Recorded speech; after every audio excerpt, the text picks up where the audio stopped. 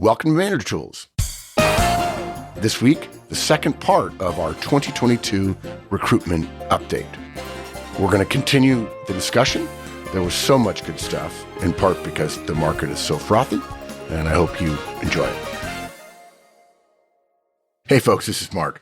I got to tell you, there's two sides to the hiring business, right? There's being interviewed, and then there's also being the hiring manager. And I have to tell you, if you really want to make managing easier, you need to learn how to hire better. And learning how to hire better is not hard. It's not complex. HR doesn't have to help you. You can do it all on your own. And the best way to learn how to do it in detail every step of the way is come to our Effective Hiring Manager Conference. Or you could get my book, The Effective Hiring Manager, if you can't afford our conference. But I got to tell you, in one day, we can teach you everything you need to know to be an effective hiring manager. Come to the website and check it out. The next point that we've noticed is hiring is becoming more opaque. So the hiring process has always been a black box to candidates. You submit your resume and sometime later you either get a job offer or a rejection, and you're really not sure about what happens in between. And there are a lot of myths that abound. Ones like, when you're offered an interview, make sure that you are the first one after lunch. Or make sure that you're the first or last candidate they see because of recency bias. Well, okay, but when somebody else is managing whoever else they're seeing, how am I supposed to schedule that? It's not helpful. Right. So there's all these myths, and a great deal of the information you get about what goes on in this black box is wrong. There are thousands, perhaps millions of articles that say interviewing is a two-way street, and you should be interviewing them, which is weird when you're an interviewer and people do it to you, that you can and should negotiate an offer, despite the fact that you only have one thing to offer, and that's your service. You're not going to give them less service if they offer you less money. And also, the best way to get a raise is to get an offer at another company and then ask your boss to match it, which we've already said is a bad idea on so many levels. It's all of that stuff that's out there that is leading to candidates making poor decisions and hiring managers, quite frankly, being perplexed at candidate behavior. One story that was told to us as an example, but not an outlier, was of a candidate that accepted a job. However, she asked if the job title could be changed in order to make it look like the step up that it was for her. The company agreed, adding specialist to her title. Can you guess what happened next here? She asked for more money on account of her being a specialist. The company rightly immediately rescinded their offer. I mean, wow. I still can't laugh at the person that told me that. I think I was speechless for like a minute of just laughing. I can't believe that anybody would have the gall to do that. I mean, it's clever to a point, but I mean, cleverness is thinly veiled sometimes. Exactly. Right. Yeah. Never seek to get something from someone you want a long-term relationship with. Right. Exactly. If you're never going to see them again, fine. But if you want a long-term relationship, it's best to, consider their interest too. Well, and we've said this in the interviewing guidance in terms of, negotiating or the lack of negotiating and what we recommend.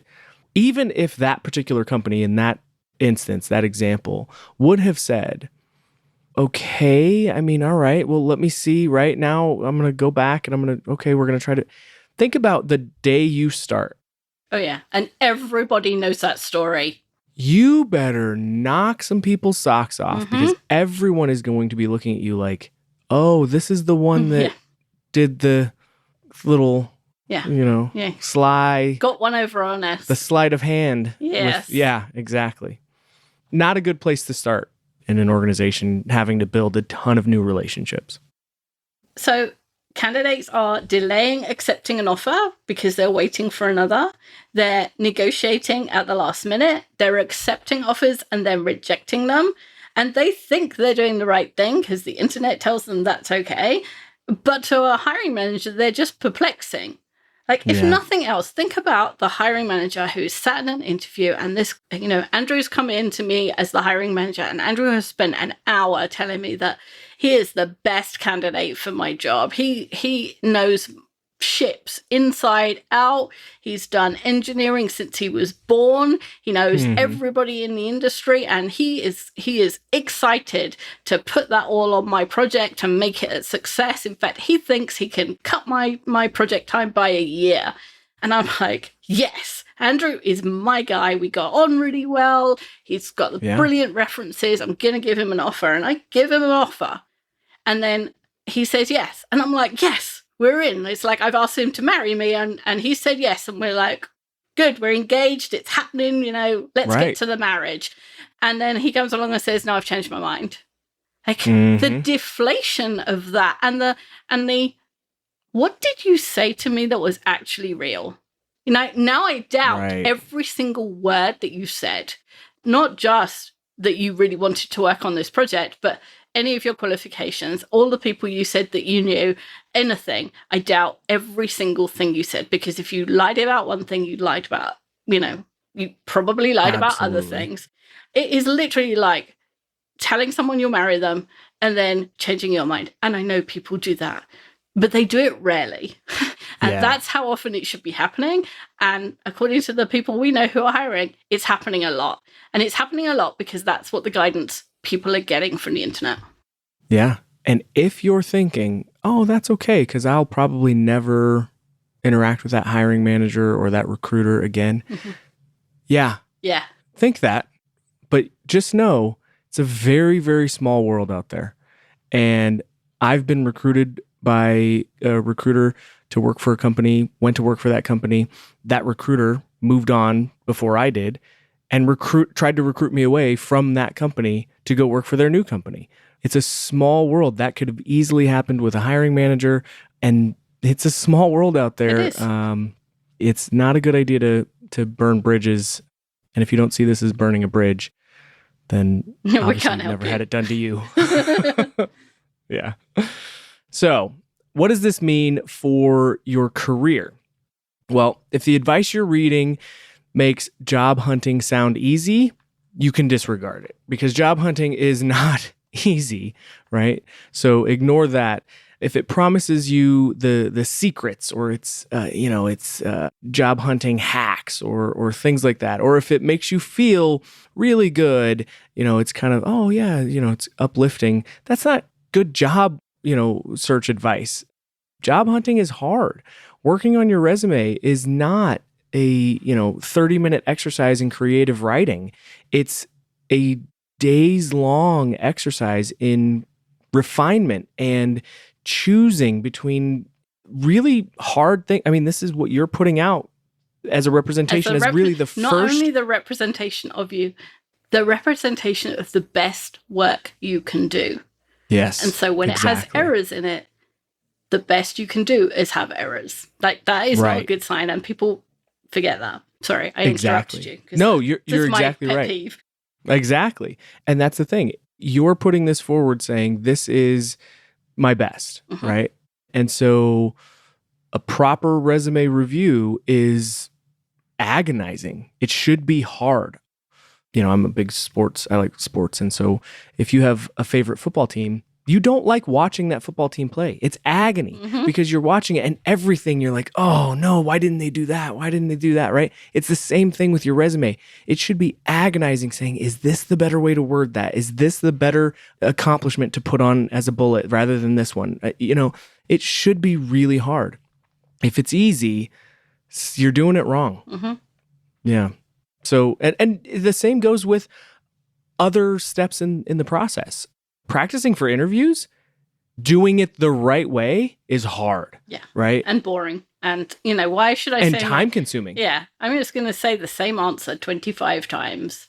Yes. What's the value in answering the word, tell me about yourself, out loud? I know what I'm going to say. No, you have to say the words out loud. You have to, say them several times. Figure out what words trip you up. What words should you take out so that you don't stumble over them? What makes sense if someone is going to interrupt you. where do they normally interrupt you at what part? So then maybe that's a part you need to add a little bit of extra information, or maybe that's a part where you almost invite a question and have a really good response that you've already thought through. We talk about all this in the interview guidance, but this is work. It takes a lot of time, right? Working your network and keeping your network warm and all of that. It's not just scrolling through LinkedIn or scrolling through Facebook and hearting or right. double clicking people's posts. Yeah, it's actually having conversations, reaching out, saying, "Hey, thought of you today." It's offering your help if they need it and genuinely trying to be able to help them if you can, because that will serve you better when inevitably the situation arises where you need some help.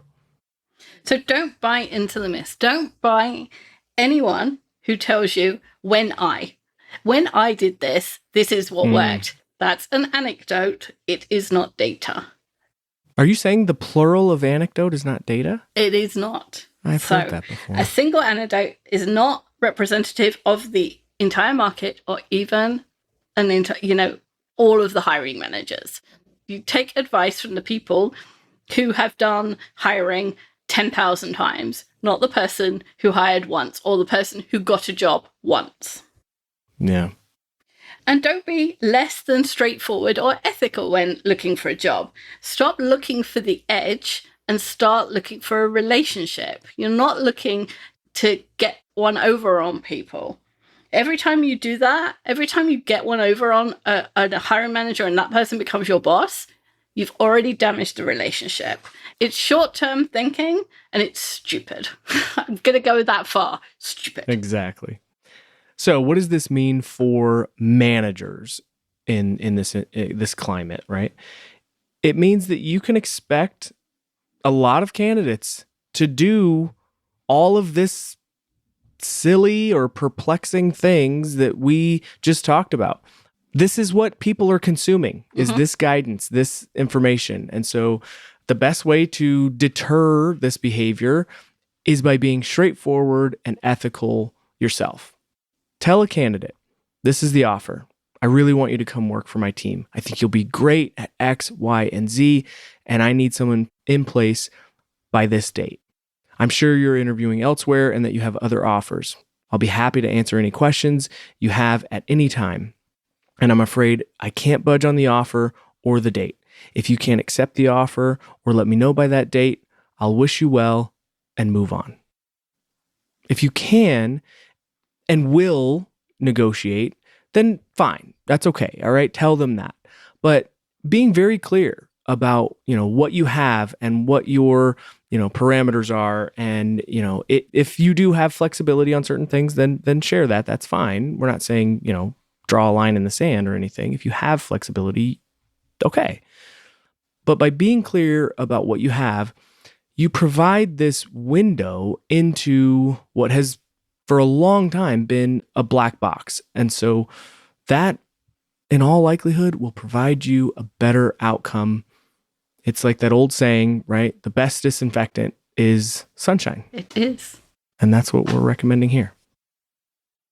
Hey folks, Mark again. I'm here to talk to you for the millionth time about the M Conference on October 26th and 27th of 2022 in Chicago, same hotel we were at last year.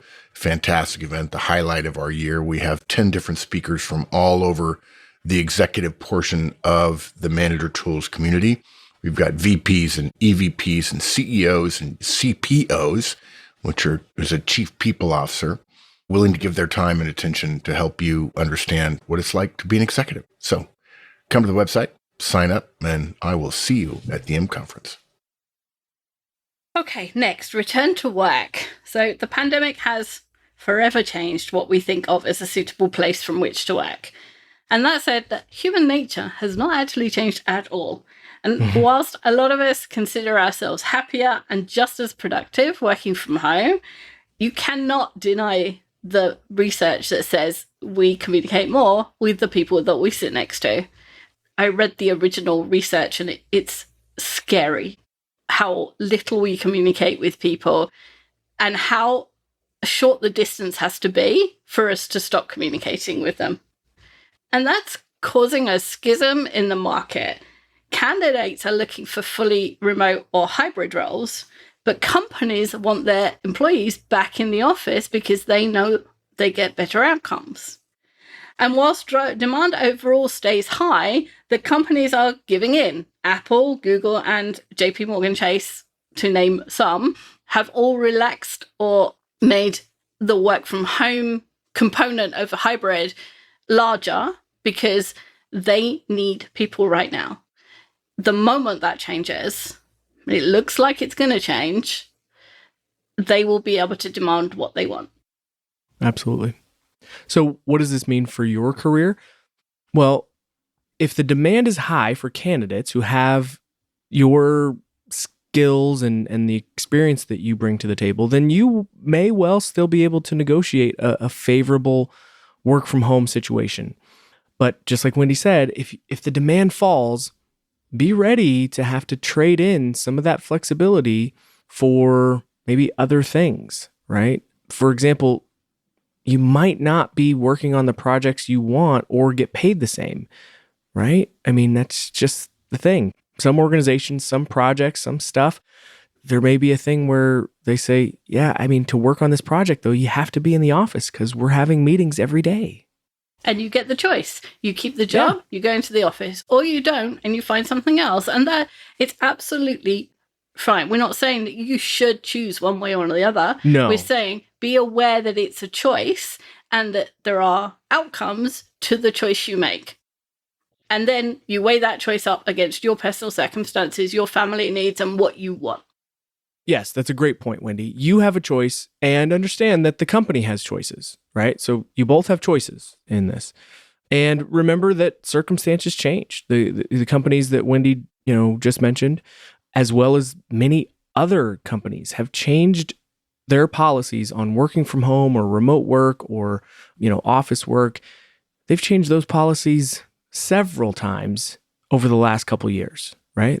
Talk about waffling and trying to find the right, oscillating. ebb and flow, right? That is, yes, definitely something that companies are trying to figure out, and they will continue to try to figure it out, which means that the circumstances will change.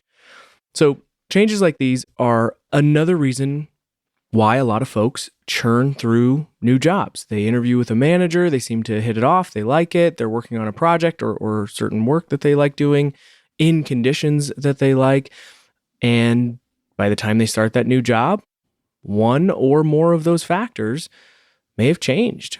So this is not to say that you should, not seek to change roles if it's the right time, but just a reminder about something that could definitely happen that maybe you haven't thought of as something. Maybe you think, well, if I'm going to this company, right, they have a hybrid model. You're in the office, 2 days a week, you're home 3 days a week. Just understand that's not set in stone. No one says that it's never going to change. And it almost certainly is.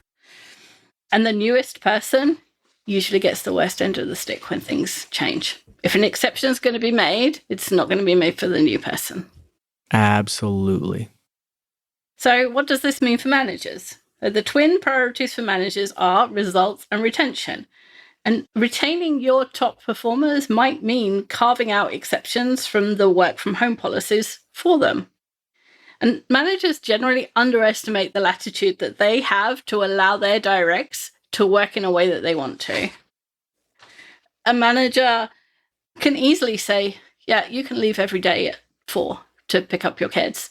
And what happens? HR doesn't come around and look at everybody's desk and see if they're there at 4:25. And even if they did, the managers say, oh yeah, I said that's okay. And the HR will go, yeah, all right then. The policy is there, but managers can change it, and you can change it in order to retain your top performers. And if there's a policy that comes down from on high and applies to everyone, and you don't go into bat for somebody that you really want to keep, they take that as a personal ding, and that's when you start to lose them. The fact that somebody, a top performer, wants something different that isn't under the policy is your chance to both reward them and improve your relationship. So even if you don't get the change, the fact that you went into bat for them is enough, usually. Yeah. And having been in very similar situations in my career, I can tell you it's much better to be able to go to bat for them on those changes early, very early. Yeah, before anybody's had a chance to think about it too much. As soon as you get a whiff, there's a sniff of, oh, we're going to start mandating, that people do this or whatever. And here's the thing.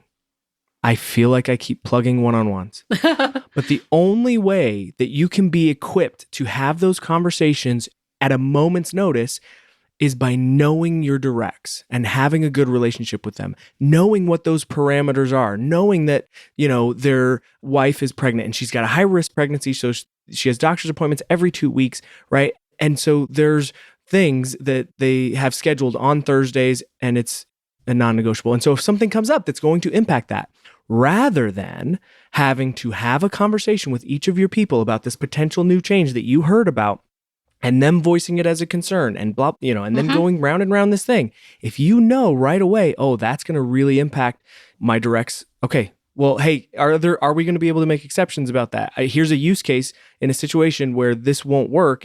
Are we going to be okay with it, right? You can do that very early in the process. And going to your direct and saying, there's going to be this thing about this policy, but don't worry, I've already cleared it for you. That's like 2 wins. That's 2 gold stars. Yes, you're illustrating to them, I know you have this thing, which furthers their willingness to share more stuff with you going forward, because they go, oh, there's actually a benefit to me giving you that information. It doesn't just get used against me, right? You actually use it for me. Okay, right? So again, I feel like I'm really overselling one-on-ones, but I can't oversell one-on-ones. Yeah, I don't think it can be done. Yeah. They're priceless, as the ads say. They are priceless. The last topic is unionization. So there has been a lot of news about increasing unionization, and most of it is overblown. I was thinking, I think it was the Amazon one, but I'm not sure. I was reading an article that's, unionization, it's everywhere. Maybe it was Starbucks, one of them. Anyway, this big company is being unionized. And then when you actually read the article, it was 17 people in a subdivision of a division. It was a company of, 100, 200,000 people, and 17 of them unionized. That's not this company is unionizing. Right. So a lot of it is overblown, but it should serve as a warning to you that something is rotten in the state of Denmark, to quote Shakespeare. Unionization increases when people feel that they have less power individually than they would have as a group. When the work salary, benefits, conditions, and so on, when they feel like that bargain is fair, what they are being rewarded equitably with the work that they're putting in, there is no talk of unionization. People just don't.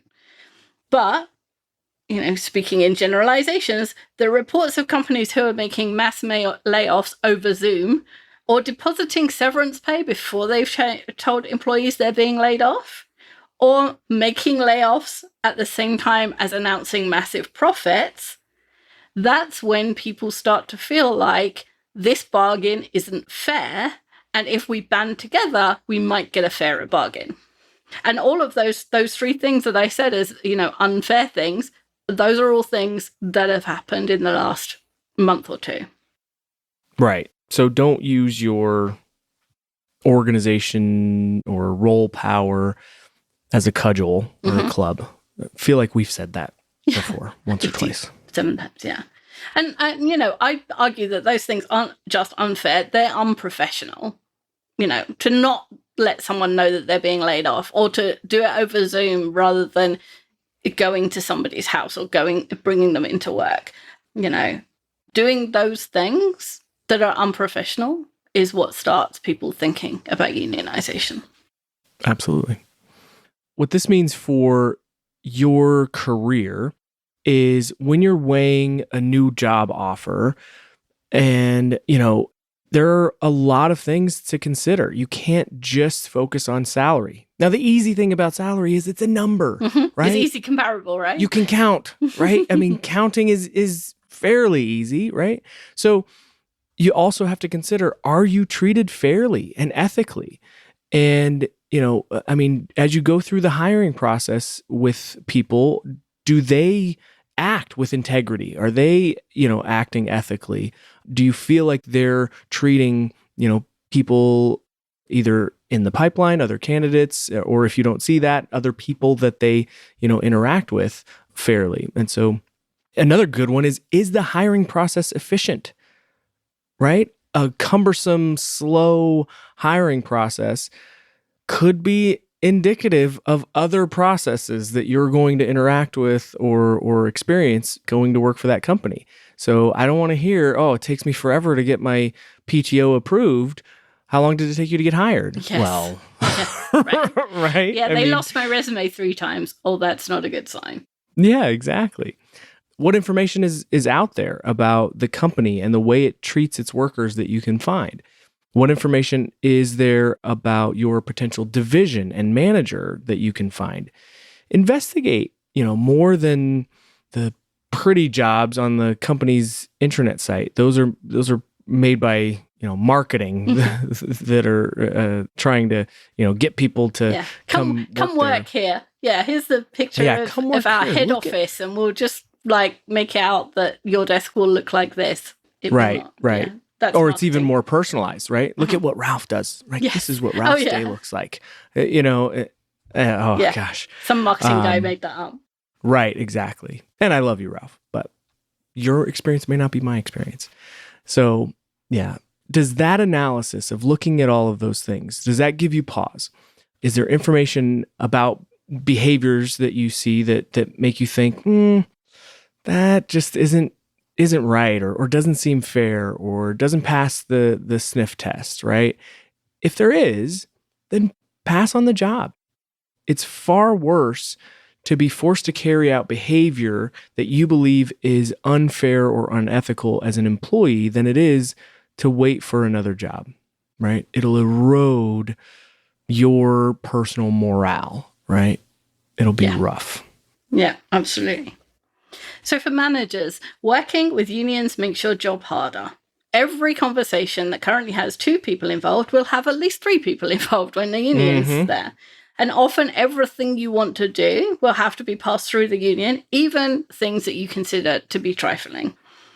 And I know that in different countries and in some industries, you're already working with unions and you're probably agreeing with me. Yeah. If you're not, then make it your mission to treat your people well. Treat them professionally. Do what you can to accommodate their needs and desires, as well as paying them a salary. Remember, the salary is not enough. And the more you show loyalty and commitment, the more they're going to repay you with loyalty and commitment. And the more satisfied they are, the less they're going to want to unionize. Yeah, I've worked with several unions in my career, and I will tell you what I see if I had to kind of, again, summarize unions and what I've seen is they're there to protect from really bad managers. But what they do in a lot of cases is they also stifle a lot of really good managers, right? Bringing everyone to the middle. Yes. And so understand as a manager that, sometimes those union situations where you have that third person in the room, they're not thinking about just this one situation with this one employee. And so all of that leeway that Wendy mentioned earlier, you lose some of that. You don't have that. And so you have less, freedom and flexibility to be able to say, of course you can go home at 4 on Thursdays to go to those doctor's appointments for the next 3 months. Like, of course, right? Because the union rep or the shop steward or whomever is going to look at it, or at least if they're doing a good job, if they're doing their role, right, they should be looking at it as, well, could everyone go home at 4 o'clock on Thursday, right? And of course not, right? So, yeah. Anyways, sorry, little diatribe there. No, that's okay. It's good. Jobs in the broadest sense are always hot topic in the business news. People are always talking about the number of jobs filled and the vacant and the people employed and the people who are unemployed, because it's an important indicator of the economy, and the economy has an effect on the rest of our lives.